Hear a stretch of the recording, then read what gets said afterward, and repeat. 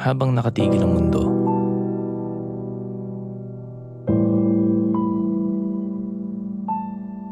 habang ligtas tayo sa ating mga tahanan, may mga pumiling manatili sa harap ng digmaan laban sa COVID-19. Para sa inyong patuloy na nagpapatakbo sa makina ng bansa. Para sa inyong laging nakaabang sa ating mga daungan at paliparan.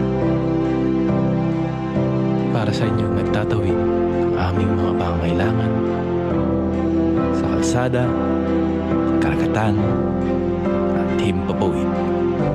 Para sa inyong mga nagbabantay sa mga warehouse at terminal. Para sa inyong mga nakikipagsapalaran sa daan. Para sa inyong naghahatid sa amin ng malasakit at kabayanihan. Kayong mga frontliners sa logistics at supply chain.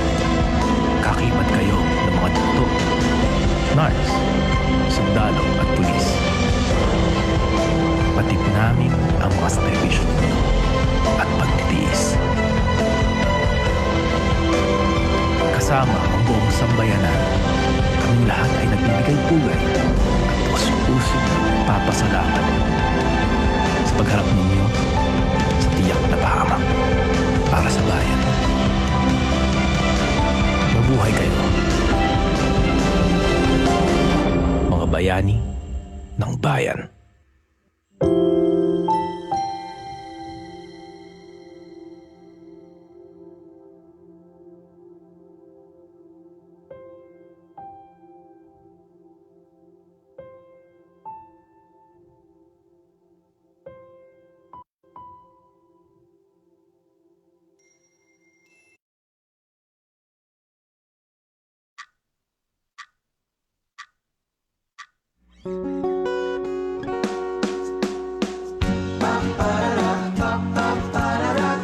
Kaya natin yan.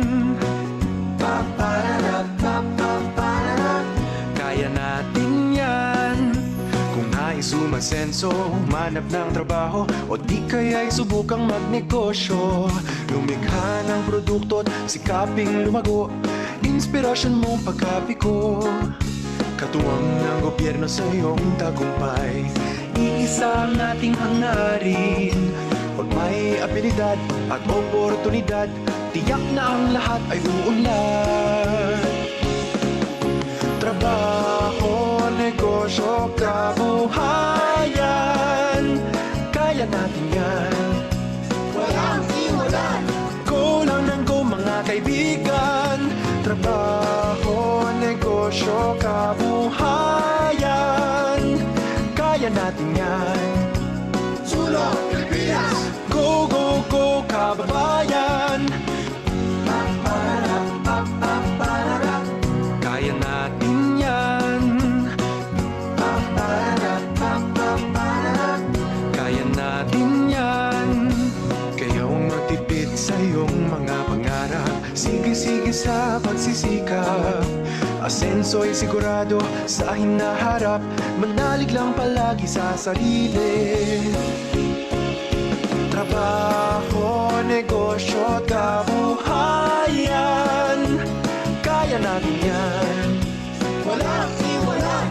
Go lang ng go mga kaibigan. Trabaho, negosyo, kabuhayan, kaya natin yan. Sulong Pilipinas! Go, go, go, kababayan! Kaya natin yan. Kaya natin yan.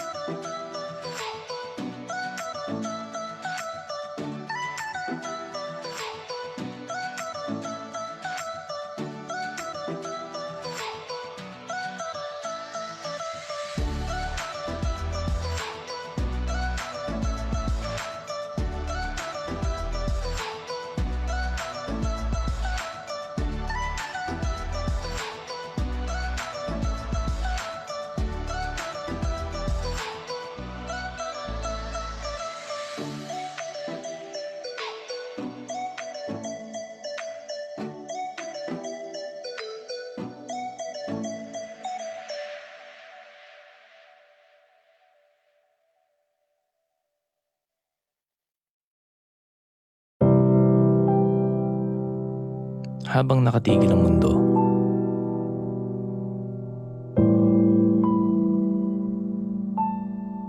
habang ligtas tayo sa ating mga tahanan, may mga pumiling manatili sa harap ng digmaan laban sa COVID-19. Para sa inyong patuloy na nagpapatakbo sa makina ng bansa. Para sa inyong laging nakaabang sa ating mga daungan at paliparan. Para sa inyong nagtatawid ng aming mga pangangailangan sa kalsada, karagatan at himpapawid. Para sa inyong mga nagbabantay sa mga warehouse at terminal. Para sa inyong mga nakikipagsapalaran sa daan. Para sa inyong naghahatid sa amin ng malasakit at kabayanihan. Kayong mga frontliners sa logistics at supply chain. Kakibat kayo ng mga doktor, nurse, sundalo at pulis. Patid namin ang mga sakripisyo ninyo at pagtitiis. Kasama ang buong sambayanan, kaming lahat ay nagbibigay pugay at puso-pusong papasalamat sa pagharap ninyo sa tiyak na pahamak para sa bayan. Mabuhay kayo, mga bayani ng bayan.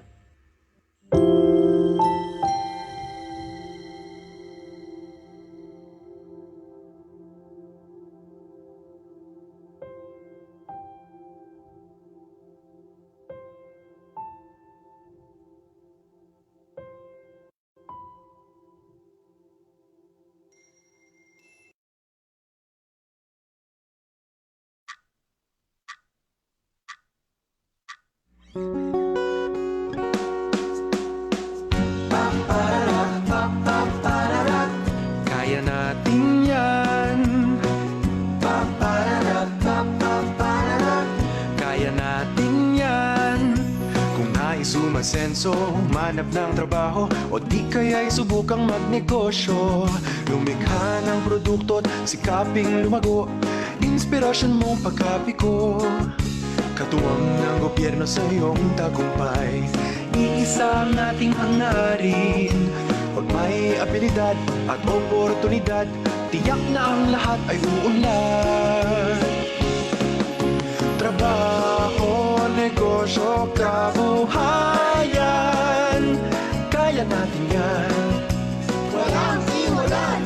Go lang ng go mga kaibigan. Trabaho, negosyo, kabuhayan, kaya natin yan. Sulong Pilipinas! Go, go, go, kababayan! Kaya natin yan. Kaya natin yan. Kayaw magtipid sa iyong mga pangarap, sige-sige sa pagsisikap. Asenso'y sigurado sa hinaharap, manalig lang palagi sa sarili. Trabaho, negosyo, kabuhayan, kaya natin yan. Walang iwanan. Go lang ng go mga kaibigan. Trabaho, negosyo, kabuhayan, kaya natin yan. Sulong Pilipinas! Go, go, go, kababayan! Kaya natin yan. Kaya natin yan.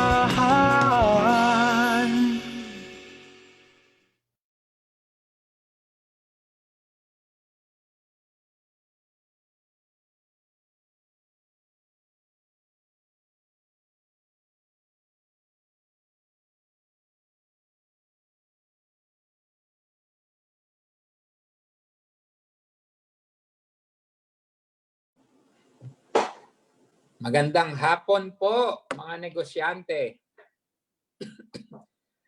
Nandito po tayo sa last 3 segments ng ating DTI Bayanihan Effort. Ang tawag natin ay Control Plus Biz, Reboot Now, at Take Control of Your Business Online.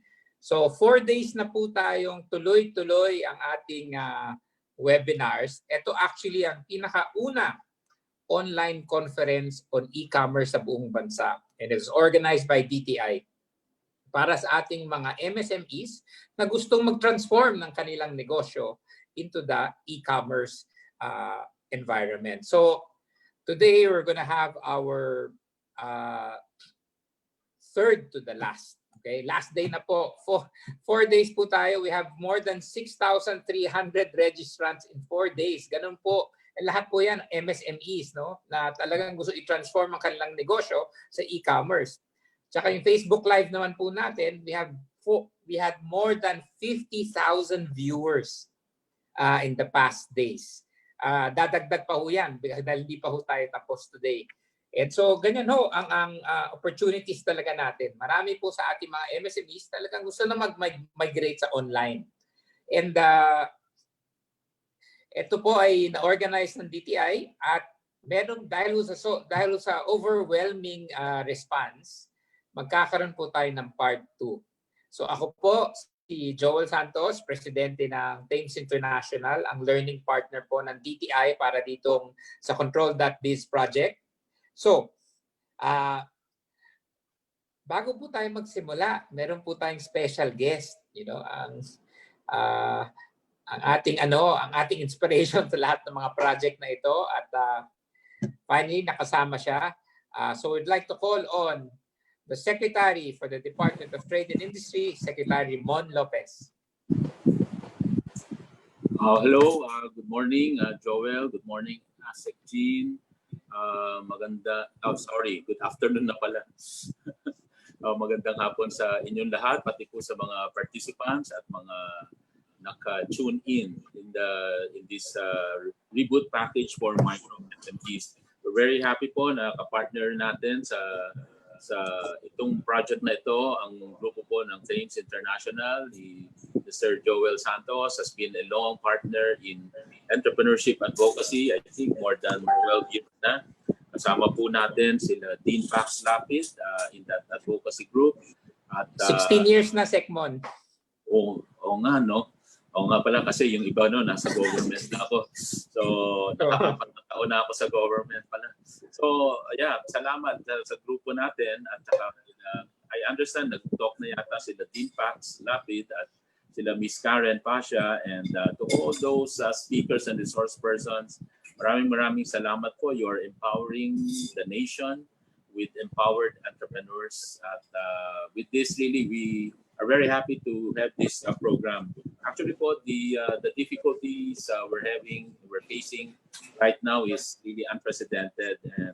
But I believe in the Filipinos' resilience, and projects like this really gives us hope. Give us hope na talagang there's always a new way of doing things, at parating may iba tayong paraan. As we say, we find opportunities in every crisis, and so it's so good that kung hindi man tayo nakalabas, of course with the help of technology, we are conducting this learning facilities. The COVID-19 really actually offered an opportunity to e-commerce. Lumakas lalong e-commerce. This e-commerce drive dito po sa DTI, pinangungunahan po ni Asek Jean Pacheco. At talaga hong todo tulak po siya sa kampanya na to. But I think magpapasalamat si Asek Jean sa mga developments because of COVID-19. Of course, ayaw naman natin magkaroon ng COVID-19, pero ito talaga, this facilitated the need, created the real need for e-commerce. So you see a lot of e-commerce platforms coming up, and as well as several brick and mortar models, business models, whether that's restaurant, food preparation, retailing, na ngayon na nagko-convert na or if not, tie up sa e-commerce. And that is the reason why in the IATF, ito pong Interagency Task Force, which is the policy-making body during the COVID-19 quarantine periods, we've been slowly liberalizing yung inclusion dito sa deliveries ng e-commerce platform. As you remember, nag-umpisa po tayo sa food and essential products. But since as the quarantine periods are being extended, we realize that we have to carry other products that are really needed by our kababayans. And so you've noticed that we've been adding products that can be carried, and therefore mas makakaabot po, especially for the business to consumer model natin, B2C models. So practically, as we enter this hopefully last phase of the ECQ, we have basically opened up the delivery system natin to almost all in the e-commerce. So dati kasi bawal pa itong mga non-essentials, clothing, apparel, but now they have become essentials na rin as habang tumagal ang ECQ. So even housewares that can include the appliances, of course, to the extent kaya namang i-deliver ito, this can all be done right now in the last 2 weeks of the ECQ. So with this, it really opens up more opportunities to everyone in this forum, and so we just want to let you know na yung inyo pong ginagawa ngayon is a very positive and productive way of coping with the current crisis, and you will see that even restaurants, retail, we can now really deliver them, have a platform for that. Even different models like angkas, nag-adjust din sila ng model since hindi na sila makapag angkas sa likod because of social distancing. They've shifted also to food deliveries and other delivery function. Even Grab was doing that. And lastly, I just like to highlight the importance also of the e-payment platform. The fintech technology has been with us, but I think because of the current need, isa rin to sa na-accelerate. And we are really looking forward to making Philippines a fintech and an e-commerce society. And I think figures have been given by ASEC Jean on where we want to bring the e-commerce rate of the country. Malayo pa tayo doon, but with all this, I think na-accelerate na, and kailangan na natin ng todo tulak dito. And forums like this, seminars, webinars like this is really a big help. So I'd like to thank again our partners and of course to our team in DTI, ASEC Jean and team, the Teams International, our speakers again, sila Dean Pax and Karen and others. Maraming salamat po pati sa ating mga e-commerce partners from Paymaya to GCash to sino pa ba? Actually, bigay ko yung listahan. Nadami lang. Actually, segment, ito sinabi nyo na-accelerate yung e-commerce. Actually, isa pa na-accelerate yung bayanihan, spirit. So, for example, ito po, nung nagtawag si ASEC Jean, di ba? Kailangan natin ng knowledge sharing kasi marami nang gusto mag-migrate sa e-commerce. Ito po yung mga enabling partners sa sumama. So kami po yung Thames yung learning partner, yung agency partner naman gumawa ng lahat ng ating mga graphics, si Wonderman Thompson. Tapos ang speakers po natin lahat galing sa Foodpanda, GCash, Lalamove, Google, Lazada, Paymaya, UPX, Zalora, TransUnion, pati yung Singapore, meron tayo si SIMM, si Leadmore po, sila Deepak, sa Grab, si Shopee. So, nung nagtawag po si ASEC Jean, marami pong sabi, sige, we will share knowledge. Kasi how can the people accelerate their transformation to e-commerce without the knowledge? Excellent.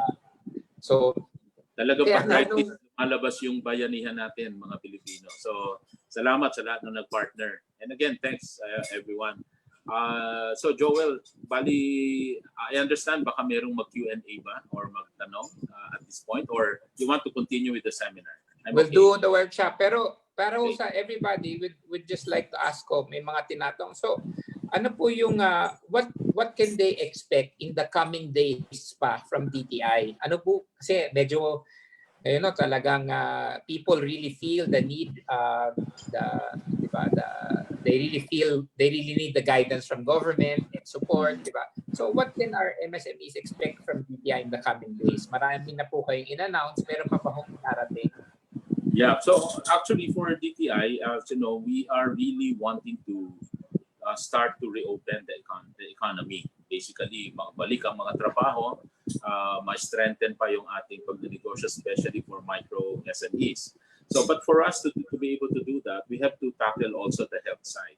At tumutulong din tayo doon sa pag-build up ng mga testing capacities, even from the private sector, para kasi pag naakyat ang the right testing facilities, like the PCR test, and as well as the health facilities, our capacity, it gives us greater confidence na ma-bring down further yung infection rate. And we've been seeing improvement in the infection rate. But we just have to ensure yung mga facilities nandiyan na naka-ready so that it will give us the confidence to open up. Kaya yun ang kailangang matackle so para mabukas ng ating ekonomiya, mabalik ang trabaho. And we're confident na sa pagbalik ng trabaho, excited lahat bumalik sa trabaho, and I'm very sure as long as we continue to provide the livelihood to many of our people and continuous jobs for many, tuloy magre-resume ang consumer confidence, and that will create the demand for all the negosyo. Kasi ngayon pag tatanungin mo parang ano pa sila medyo alanganin pa yung iba because medyo tumagal itong ECQ. But I believe na pag ito ay continuously mag-open up na, and that with all the necessary health protocol which we are issuing out also, some minimum health standard, again, that will improve our confidence level, then we see that we will regain what we have lost in the recent weeks, at makaka-recover din tayo. And for the MSMEs, as what we've been reporting out, of course, aside from the wage subsidies, itutuloy natin yung continuous working capital support. Will provide more opportunities. Aside from the P3 loan, meron tayong hinilaan na 1 billion, where you're creating more facilities like 30 billion low interest loan for the micro SMEs themselves as additional loans on top of what's provided sa pondo sa pagbabagong pag-asenso. And we're also providing more opportunities when people are wanting to, let's say, would be open to relocating back to the provinces, yung Balik Probinsya program. So we're creating more incentive structure para mas maraming bumalik doon, providing more jobs there, investment jobs, at saka negosyo opportunities, and then housing, and as well as land. Those would like to go. That's right. So yung mag-farming dyan, pwedeng direct delivery na, wala nang traders in the middle. Yung e-commerce platform, again, very important yan sa cutting short the delivery from farm to table. Mga ganung modelo are things that we are working on, and again, marami pa tayong gagawin, and mapansin natin lahat opportunities. Actually, totoo po yan actually, Sekmon. Ayaw naman po natin magkaroon ng COVID pero dumating na, di ba? So it's time to shift the mindset to opportunities. Kaya yung sinabi niyo lang po na tutuloy, we're trying to bring back the businesses, to go for the businesses to migrate back to the provinces a bit. Parang nga po talaga i-reboot natin eh. Kaya nga ito po yung title ng ating online conference. Second, bago po kayo, pwede ba makatingit lang na one question from the crowd? Kasi Sure. Ito po, ito galing ho to kay Myra Solis. To Secretary Mon, I belong to micro businesses. One of the hindrances are the collection to some companies, especially in the tourism industry. Because collection from the tourism? Yeah, so they cannot collect raw from the companies that are in the tourism industry kasi bagsak rin, no? So can DTI inform companies that they actually should also pay the suppliers? Okay. Marami raw, parang siyempre may domino effect, no? So actually magkakaroon ng special program siguro diyan sa mga marami yan eh. I mean, hindi po siya nag-iisa. It will be a common problem that will be raised moving forward. Kasi hindi lang yan ang nahirapan sa pagkolekta dahil yung kinokolektahan din niya ay nawalan din ng kinokolektahan. So, Tama. sunod, domino effect talaga yan. Domino. So, merong isang programa na pinag-uusapan within at least the government muna, and then we'll announce it to the private sector on how we can make itong mga arrangements sa mga loans. Of course, one is that's the reason why we're extending extra loan. Parang it's like a loan structure, or you can call it even as a bailout package. Bailing out, providing them muna the funding for working capital para magkabayaran-bayaran na sila, no, at all levels, para talagang umikot uli yung pera. Otherwise, wala yung working capital ngayon. Nagamit, let's say, sa pasweldo. So lahat yun, tapos wala kang makolekta. So kailangan mo ng working capital from one point so that this can again move to the different yes. So yun po, that really providing the extra financial like a restructuring package is key to this. Yeah. So actually yesterday, Small Business Corp they had a discussion of how to avail of the loans, diba, from the DTI SB Corp. And what's nice to hear about it is these are non-collateral loans ranging from 100,000 all the way to 500,000.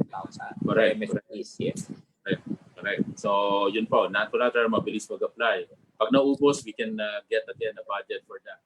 Kasi so 1 1 billion po yan, pero sinabi niyo po, Secmo, na umakyat na ba sa 3 billion yung loan packages? So umakyat na po? No, may 30 billion tayo pa na winork out from DBP Land Bank. 30 billion. So still the same loan that can be provided also to the micro SMEs. At there is also a grant by another agency, PhilEx Simba, that will provide a guarantee.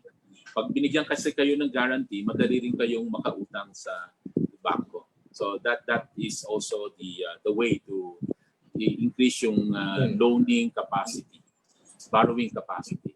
So actually there's so many options now. I think like in this part 1 po to, it was overwhelming response. When we do the part 2 in May 12 to 14, just before the ECQ is lifted, siguro we'll add more of the resources in terms of loan kasi sobrang popular yung topic na yan. And as you said, new things that we're hearing. So we'll make sure we'll add that. Imbitahin din natin yung ibang financial institutions. That's right, for the May 12. So before Secretary Mon leaves, just want to remind everybody, May 12 to 14 is the part 2. Kasi nga, sobrang overwhelming in response and people asking for more. So before you go, Secmon, thank you for gracing us. What are your, baka ano yung mga final inspirational words nyo sa ating mga MSMEs na siyempre natatakot? At, Oo diba? nga.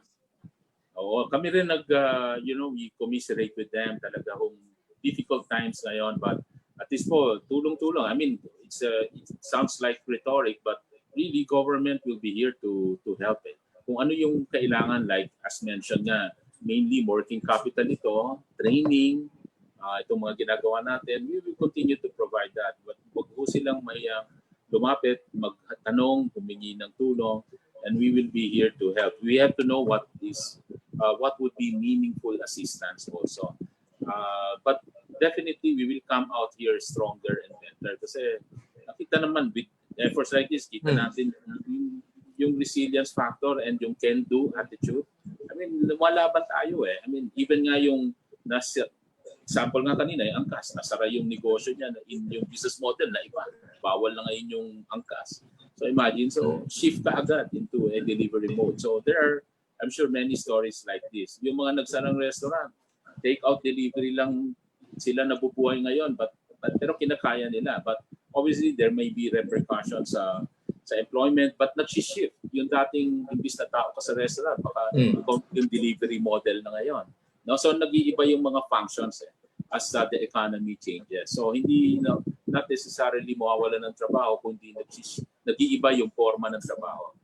Dati wala tayong nakitang nagmumotor, bihira lang. Now, you see a lot of motorcycles, bicycles doing the delivery work. So it's really a different economic system. And all of this definitely will create jobs and pati na nga yung opportunity sa probinsya para Hindi tayo magsiksikan dito. We will create more urban centers in the provinces para mas kumalat at ma-decongest ang Metro Manila. So, yes, yun po. I mean, the future is always bright because remember, yung Philippines, bago nangyari to, we're one of the bright spots in Asia, the second fastest growing economy. So, at least we are on we have good fundamentals so that pag bumalik yung makarecover lahat dito, medyo hindi naman tayo nag-uumpisa sa ilalim. I mean, nandyan lahat yung mga infrastructures and structures that will carry us forward. Yun na lang, merong recent report by the economists and it ranks Philippines as, I think, top 6. The economies with very good economic and financial fundamentals. And imagine top 6 of the many, I think over 200 or about close to 200 countries there. So that shows talaga na ang Pilipinas ay maganda ho ang estado. And so yun po, I think makaka-recover po tayo kaagad dito. Okay. Sama-sama. Thank you at tulungan lang tayo. Thank you very much, Sekmon. I think the most important thing is walang iwanan, di ba? We know Walang that iwanan, walang at saka walang nega. So thank you very much, Sekmon. And so for everybody, we'll now start our program. So for this afternoon, our topic is how to scale up and automate your business for growth. As Sekmon said, we're gonna move towards growth. And so Walter Jose is the lead platform product owner of QuadX, will be the one leading our session today. Go ahead, Walter. Thank you, Sekmon. Hello, everyone. I'm Voltaire Jose from QuadX. You might have heard of the company the past few days. Some of my colleagues have presented some of our products, along with some enablers in the market. So what I will be showing you now is just a very quick how-to on how to scale up and automate your business for growth. Okay. All right. So first off, what is scaling a business? Scaling a business mainly depends on two factors. It's actually your capability and your capacity. Now, all you need to do is ask yourself, is your business capable enough to grow, or does it have the capacity to accommodate growth? Now, scalability, which is what we're going to focus on for this session, describes the ability of the business to grow with limited resources when production increases. So digital technology has allowed scalability to become more convenient in acquiring customers, expanding markets, and increasing sales, and of course, scaling the business much easier. So scaling versus growth. So there's two things. It's very different. So to keep this simple, growth refers to increase in revenue, whereas scaling refers to increase in revenue without increasing the costs of production. So to put it in a way, let's say, for example, in the case of the real estate industry, let's say, for example, in Hong Kong a few years back, they were running out of real estate to expand horizontally. Or if they have any space, it was very expensive already. So what was the option for the real estate businesses to scale up? So what they did is, instead of expanding horizontally, they expanded vertically, and therefore, without that much of an investment, but also, we're able to sell much more units in condos and definitely much more revenue compared to expanding horizontally. Okay. Now, in our case, the current situation right now, physical distancing is currently the new normal for everybody. So on the left, you'll see there, a few months ago, we had physical displays, physical inventory. We still have it.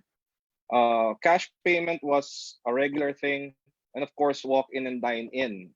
Now we need to transition from the physical to the digital. So from physical displays to digital advertising, physical inventory to online marketplaces, cash payment to payment solutions, walk in, dine in, which is the biggest right now, is logistics solutions. Okay?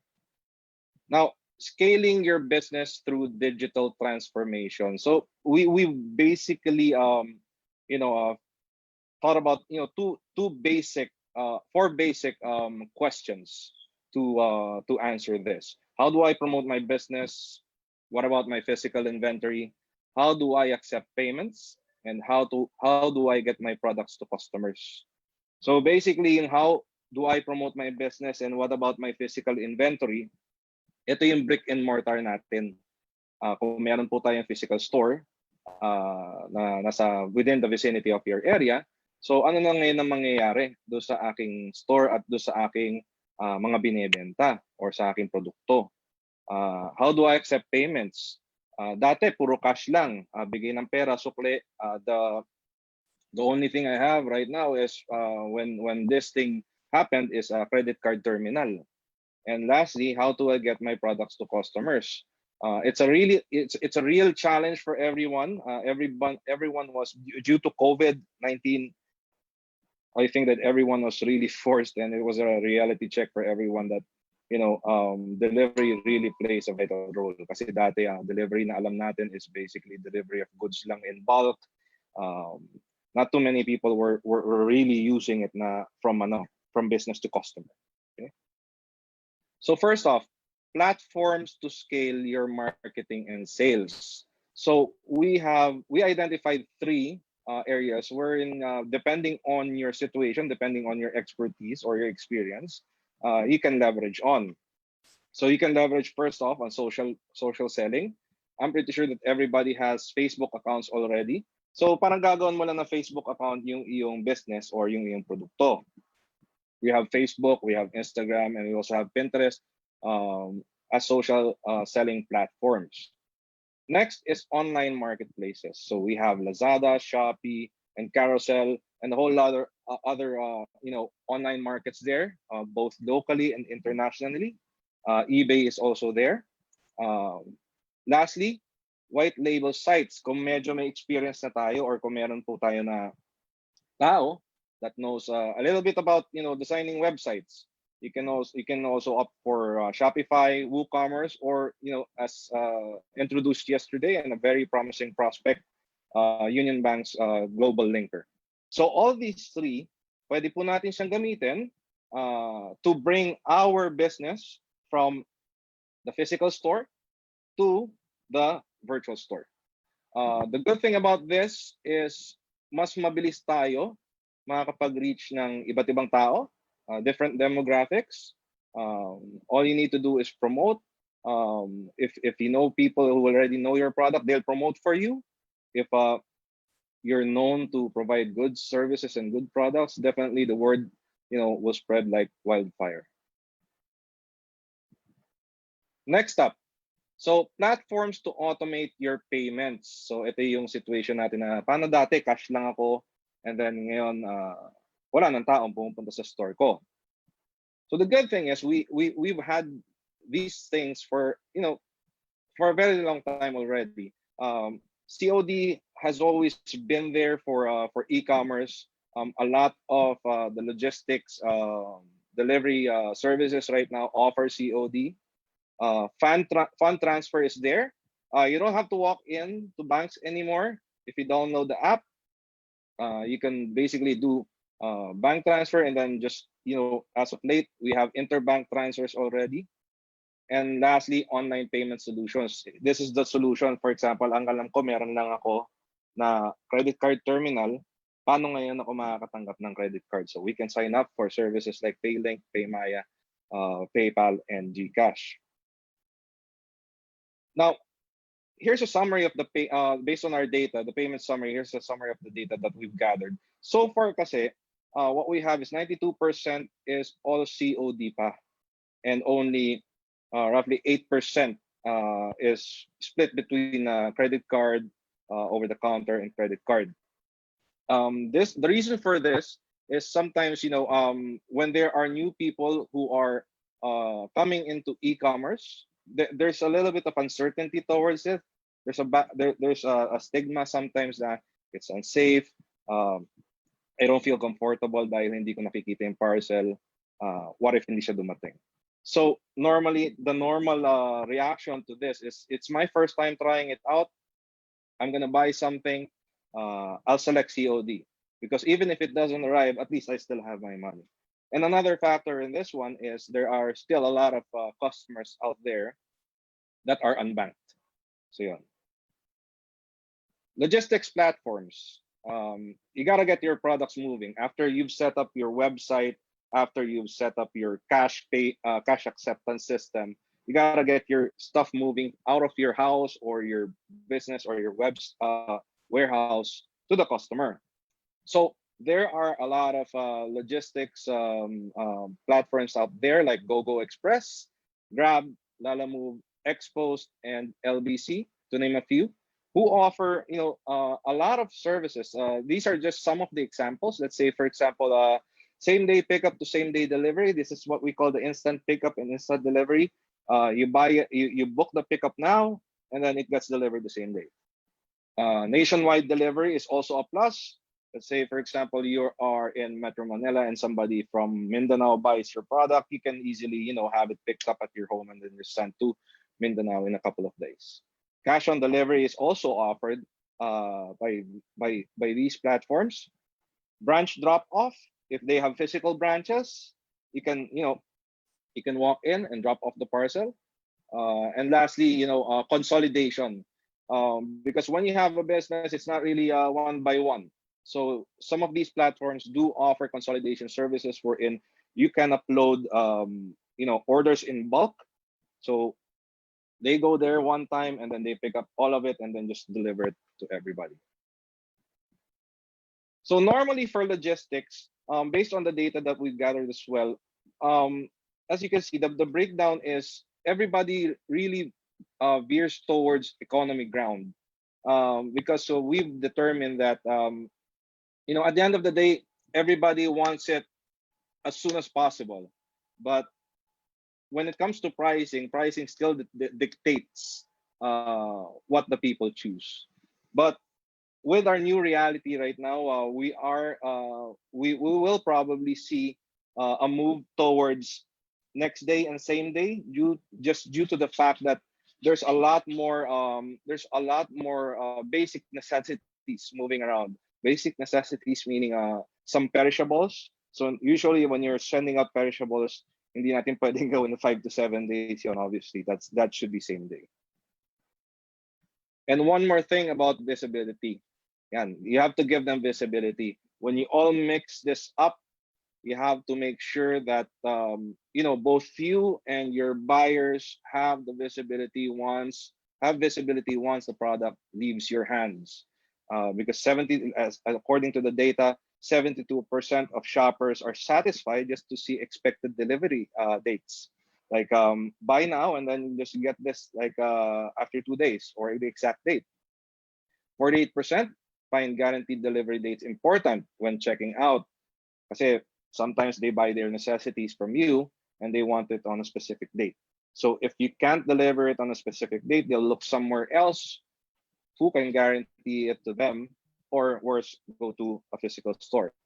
And third, 46% abandon their shopping cart due to a shipping time that was too long or not provided, or in some cases keeps on moving, which creates uncertainty. So be exact in the commitments that you give to the customers, so that they'll stick with you. Okay, so lastly, if you want to know more about the QuadX products, here's the number of our head of sales, Mr. Jet Marana. So as you know, QuadX is the company behind GoGo Express and PayLink, and just basically just to end it all up, overall, what people are looking for is basically that same feeling that they get in physical stores and getting that item in their hands. But although for some, nothing beats going to a physical store, but it's our job to, or it's our role as a business to convince them otherwise, diba? And in choosing the right platform for you, we've all been buyers before at some point in our lives. If it put yourself in put yourself in the position of the buyer. If as a buyer it doesn't satisfy you, you know, you can always look around because there are so many tools in the internet right now. Make sure you leverage on existing and upcoming technologies to upscale and help your business to scale up. That's all for me, and thank you. Let's move on to the questions. Thank you. Thanks, Walter. What would be nice is, this is really more of a discussion, and we can also invite your colleague, Sir Brian Prebenco, who's the head of People Strategy. So at least we can address a lot of the questions coming in. So sure, no problem. Okay, so Brian, just chime in anytime, or you can actually join you can turn on your video and join the discussion. So, you know what? A lot of the traditional businesses are really, really struggling, right? And so that's why our topic today is how do you actually automate and transform yourself? The question is, where do they start? Right. So let's take a look. Where do they start? Diba? Parang overwhelming sila. Look, if you were suddenly before a traditional retail business, na sabihin natin, everything was dependent on the foot traffic. Diba? So, and you were only based in the mall. So, yes, dami niyan. All of the retailers, fashion, electronics, toys, everything. Traditional yan, all mall-based. Doon lahat ng investment nila sa mall. Yes. Right? And then suddenly,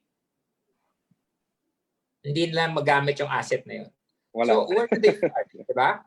Yeah. Where do they start? Actually, you're Sir Joel, you're actually quite lucky if you have a position at the store. But if you don't have a position in the store and you don't get that much foot traffic, so what we recommend is actually start off with social media. You'll reach a lot of people through social media.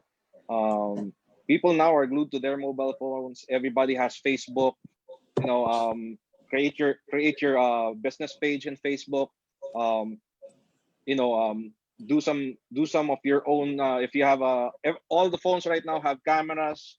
You know, just get a white background, white piece of paper. Put your product there. Do photo shoots on your own, and then create you can create a product catalog in Facebook, and also in Instagram, and then you can slowly promote it to share it on your page, and then your family members should be able to help you share it as well, and then you'll eventually gain critical mass.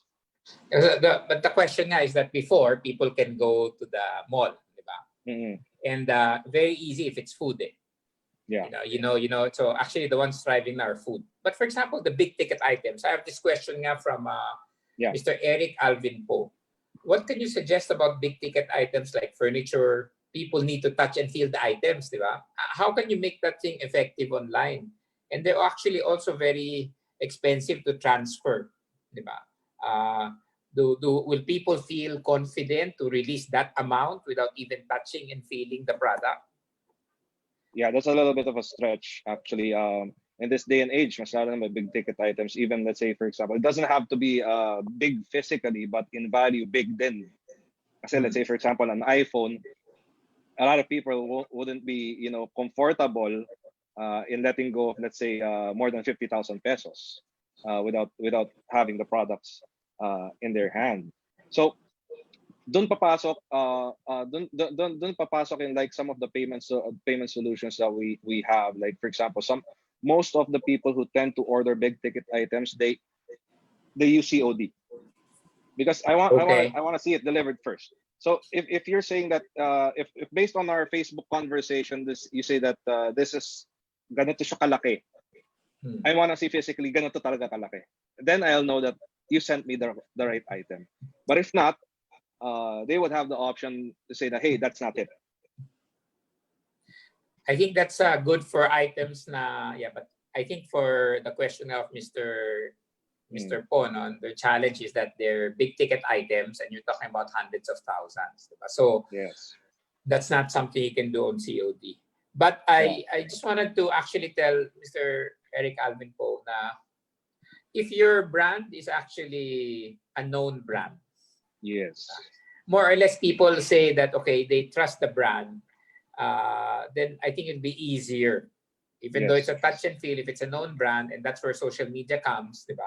If you've really invested in your brand before, so people kind of know. Correct. Like, I'll just share an experience. So, na-COVID tayo, di ba? Eh, alam natin we'll be stuck and we can't run. So, last minute, nagpromo si Chris Sports. Nagpromo siya ng nagpromo siya ng treadmill. Yes. So, wala nang touch and feel, di ba? I just had to go with the brand I knew. Yeah, Yes. based on the brands that they offered, I just had to go with the brand that I know. So that's what we bought. Nag-promo, tapos ganun. So and I know a lot of people did that. So something for big ticket items, investing on if you had invested in your brand before, then it's just a matter of fulfillment, right? Yes, it rolls over. It rolls over. To the existing scenario. And That's right. and if you haven't built your brand, use this as a challenge to prove to people that even I'm not known. People will.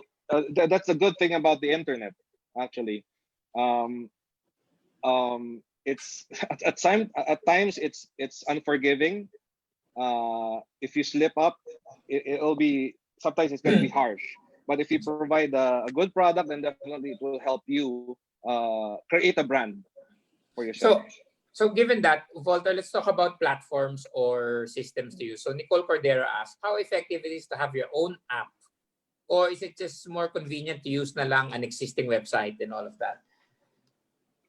Actually, the own app comes with the previous question, the brand.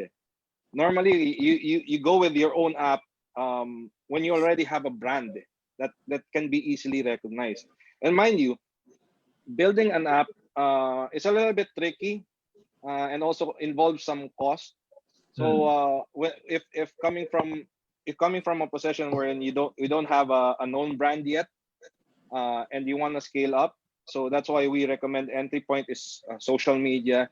And then if you have a big inventory, go with the online marketplaces. And then that's usually your end game. You have your own app, you have your own website, and you're connecting to various systems using APIs and leveraging basically on technology now. The same thing, Walter. So for all all of the micro and small, at this time and age, there's no time to build your own app. Yes. You want to get your product to scale, and that's why all of the platforms who are part of this whole control.biz reboot now are really there so that you can scale up immediately. Because there's number one, cash flow is a problem for everybody. There's no time to build your app. The most important thing is to get your product to your customers in the right away, and that's why the existing apps are there. So that's remember now, cash flow we need cash flow to survive. So the only way you're gonna get cash flow is number one, you either cut expenses or you start getting revenue. So that's where making sure you partner with existing platforms to get your product to market right away is key. And that's why we arrange all of these things para all of you MSMEs can find out what is the best platform for you to use. So in that perspective, I want to ask you again, Walter, when somebody is looking at your small business owner, you want to look for a platform to work with. What are certain parameters they should have, diba, when they're looking for a partner? Diba? Ano ba yung criteria from your perspective? From my perspective, the criteria for looking for the right platform for me, let's say for example, is can they provide visibility? Where are my items? Visibility. Is there a proper handover? Number one. Number two, is the interface very simple for me to understand, not to, let's say, outsource a developer pa to help me understand it, because we come into the assumption that not everybody's tech savvy. So it should be simple enough, and it should be straightforward. Wherein I get my phone, I need to sell one product just as a test lang muna. take a picture of it, and then within 10 minutes it's online already. I'm ready to share a link. So it should be simple. It should provide visibility, because all the other things, if I'm in a hurry, let's say for example payment, I don't need to sign up for, let's say for example right now I just set it up. It's not essential really to look for and sign up for for online payment solutions kagad. I can still do bank transfers and COD, if I'm using a logistics platform. So yeah. Okay, so I have this question. It's from Maria Ducela Dulfo. Logistics companies, you can talk about this now. Is there a form of insurance for the instances that the items are lost or have been damaged from the delivery process? Yes, there are. Items that are handled by insurance companies are insured. There is what I can speak for is GoGo Express. We do insure all items that we handle. We don't put a premium up to a certain point, but let's say after 500 pesos, then definitely there comes in the premium kicks in, because that's considered high value items. But let's say for example you're sending something lower than that specific amount, we don't charge insurance fees for that. Okay, thank you. So there's a question being asked. This person, I forgot his name, but he says he has a warehouse. Okay, what's the best thing that he can do for his warehouses now? This is from Gilbert Macalino. How can warehousing business do scaling at this time? What are their opportunities, in other words? Actually, Gilbert, if you have if your warehouse has an existing inventory system, you can actually offer and I assume that if you're looking to fill up the warehouse, right? Say I have a warehouse, I need to fill it up so that it's utilized. If you have an existing online inventory system, but if you don't, there are a lot of online inventory systems out there that you can sign up for, so that you can get clients to store items in your warehouse. Okay, we have another question. So I'll go to ang dami nating question biglang tumugma, no? Ito naman, tama to sa inyo kasi galing to kay Joanne Grace Mendoza, we're into highly pressurized products. Do you have any suggestions on who accommodates such deliveries? We tried LBC, but they said it's not possible. They are which products, sir? Pressurized raw. Pressurized products. Normally pressurized products are part of the dangerous goods classification for logistics companies. Say it's not really allowed by the IATA for air cargo, but it is possible to ship it out through sea cargo. So what I recommend is just basically the number of Jet Maranas there. She can get in touch with Jet so that Jet can explain to her fully what we at QuadX can offer. But I can't speak for the other logistics companies. Anyway, you will flash your for that they can ask additional questions. Yes. You know what? So a lot of people seems to be in the considered non-essential products, and they don't. So here's from Faith to Bilia. For non-essential products like handicraft, what can you suggest are the best platforms that fit our products? And one nga said furniture, diba? So let's put it in handicrafts, furniture, and those other quote-unquote non-essentials. What can you suggest the best platform for their products? For handicraft, it's highly specialized kasi. So what I would recommend to you is basically leverage on social media. So if it's handicraft products, kasi you're selling something very special, made from your own hands, I would assume, and you would want to build a brand wherein it's not sold together along with mass-produced items. So it's social media that's your best bet for now, so that you can gather a following for your products. Yes, again, I agree with you there. You know what? For all of your products, especially if you're the challenge if you're in exporting and then you're just suddenly going to start doing local now, di ba? Because some people have, but then that's why when you choose the best platform, and Walter said that, will it give visibility for your product? Kasi technically, a lot of them would have the same features, but will being in that platform help you? So for example, if you're in the fashion business, among the platforms, ang pinakilala sa fashion is Zalora. Yes. It is not Lazada. So if you're in the fashion business, unahin mo si Zalora. And then the same way, Zalora is now trying to sell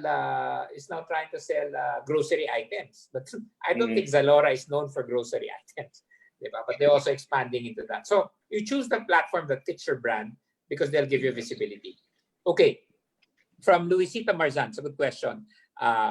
What are the success factors for businesses to go digital? Is it solely attributed to logistics alone? I know you tackled that in your talk, but it's good to repeat again, Voltaire. Actually, one of the biggest success factor is the quality of your product. In fact, the platforms are just just tools that you use to get your products out there.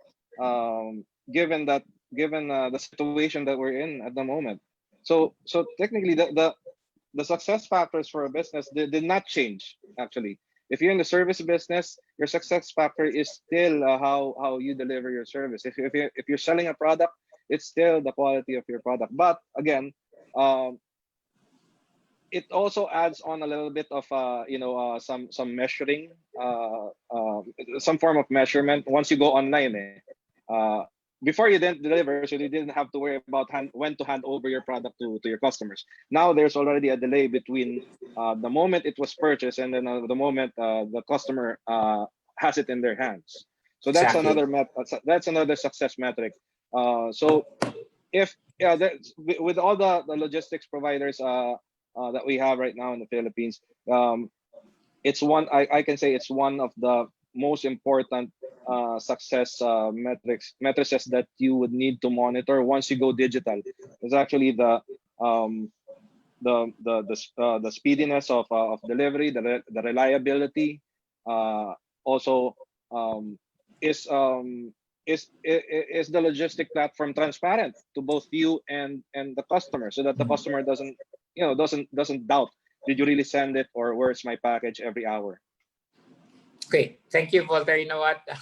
Dami nating questions like always. But one of the things I wanted to share before we close this thing, because it's already we're going over time, is first and foremost, I like what Voltaire said. The rules of business have not changed. Is your product, di ba?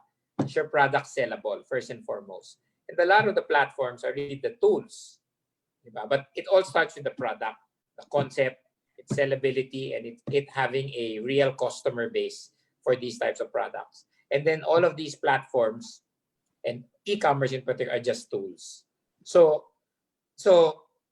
moving forward, a lot of the questions coming in are actually how to choose the platforms. And I believe that would be a good topic for our part 2. So everybody, please remember, we'll have a part 2. Everybody we had overwhelming response. We'll have a part 2 from May 12 to 14.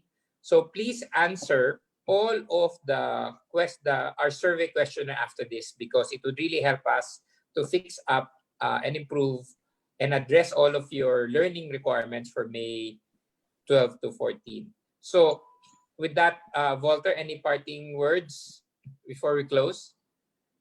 Well, actually, these are trying times, and we're all in this together. The Bayanihan spirit is alive and well. Just go ahead and shop around. Everybody's out here to help out, and then we'll eventually get through this together. And then once you transition to digital, the good thing about it is once COVID ends, and it will end, this digital transformation that you have to go through with your business now will stick. You just have to be patient and just stick with it. I'd like to build on what Voltaire said. The transformation that you're doing now digitally is something that will be permanent, because in the new normal, we've just been e-commerce and your digital transformation is a requirement. So it just so happened that the transformation was accelerated. So whatever you do now and all the investments you do now, like this one, learning the ropes, learning all the knowledge, will actually help you as you transform yourself. So I already want to congratulate everybody who joined all of our webinars, because you are doing what you really need to do, is to get the knowledge so that you can transform effectively and really maximize the opportunities after the pandemic. So marami pong salamat sa lahat. Ito po si Joel Santos, presidente ng TEMS International. Kami po yung learning partner ng DTI para sa mga webinars na to.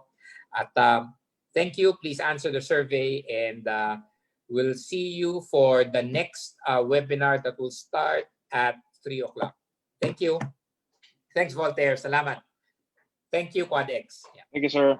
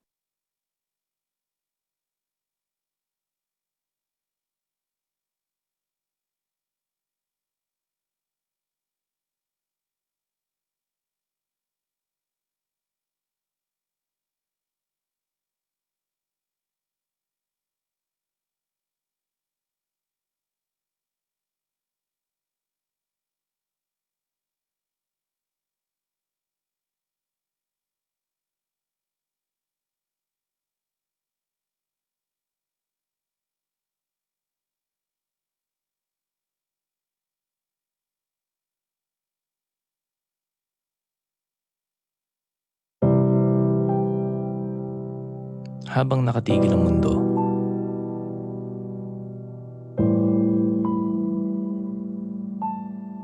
habang ligtas tayo sa ating mga tahanan, may mga pumiling manatili sa harap ng digmaan laban sa COVID-19. Para sa inyong patuloy na nagpapatakbo sa makina ng bansa. Para sa inyong laging nakaabang sa ating mga daungan at paliparan. Para sa inyong nagtatawid ng aming mga pangangailangan sa kalsada, karagatan at himpapawid. Para sa inyong mga nagbabantay sa mga warehouse at terminal. Para sa inyong mga nakikipagsapalaran sa daan. Para sa inyong naghahatid sa amin ng malasakit at kabayanihan. Kayong mga frontliners sa logistics at supply chain, kakibat kayo ng mga tuktok, nurse, sundalo at pulis.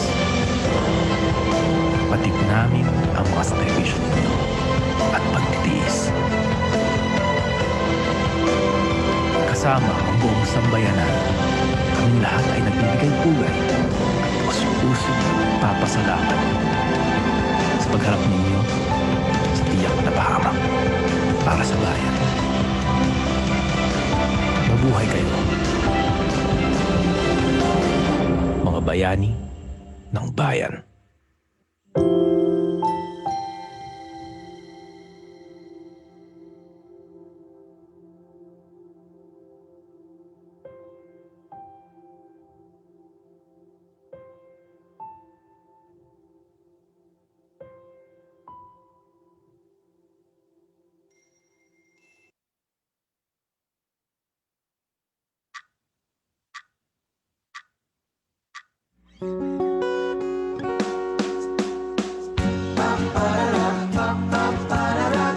Kaya natin yan. Kaya natin yan. Kung nais umasenso, manap ng trabaho, o di kaya'y subukang magnegosyo. Lumikha ng produkto at sikaping lumago, inspirasyon mong pagkapiko. Katuwang ng gobyerno sa iyong tagumpay. isa ang ating hangarin. Pag may abilidad at oportunidad, tiyak na ang lahat ay uunlad. Trabaho, negosyo, kabuhayan, kaya natin yan. Walang iwalan. Go lang ng go mga kaibigan. Trabaho, negosyo, kabuhayan, kaya natin yan. Sulong Pilipinas! Go, go, go, kababayan!